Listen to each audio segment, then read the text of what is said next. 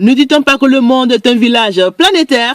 De la révolution industrielle à la révolution spectaculaire des réseaux sociaux. Bonjour et bienvenue dans la rubrique fétiche de Fleur de Cannelle.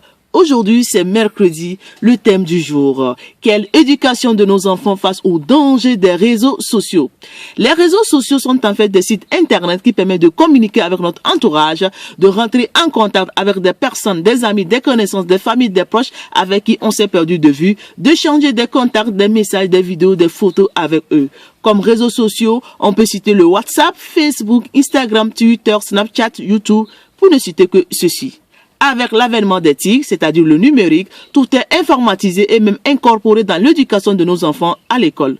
Aujourd'hui, avec son portable, son ordinateur, sa tablette, on peut même faire des études en ligne, acheter en ligne, vendre en ligne. De nos jours, beaucoup d'adolescents disposent des portables, même si certains ne les amènent pas à l'école, ils ont accès aux réseaux sociaux et y passent leur temps parce que, dans un premier temps, les réseaux sociaux présentent beaucoup d'avantages comme la facilité et la rapidité dans la communication, le coût moins cher, la facilité dans les recherches et beaucoup d'autres avantages. Dans un second temps, les réseaux sociaux présentent un côté négatif, un côté mauvais, un côté dangereux sur lequel nous devons éduquer nos enfants. Beaucoup d'adolescents avant même l'âge de 13 ans sont sur les réseaux sociaux avec ou sans l'accord des parents. Faut-il interdire ou accompagner? On ne peut pas tout bonnement refuser les réseaux sociaux aux adolescents, mais plutôt les accompagner. Parce que de nos jours, les réseaux sociaux sont omniprésents dans nos quotidiens. On ne peut apprendre qu'à vivre avec et accompagner les adolescents à faire un bon usage. La question se pose, quelle éducation de nos enfants de nos jours face aux dangers des réseaux sociaux? La première éducation doit venir de la maison parce que nous éduquons aujourd'hui nos enfants dans un monde compliqué, plus compliqué qu'avant.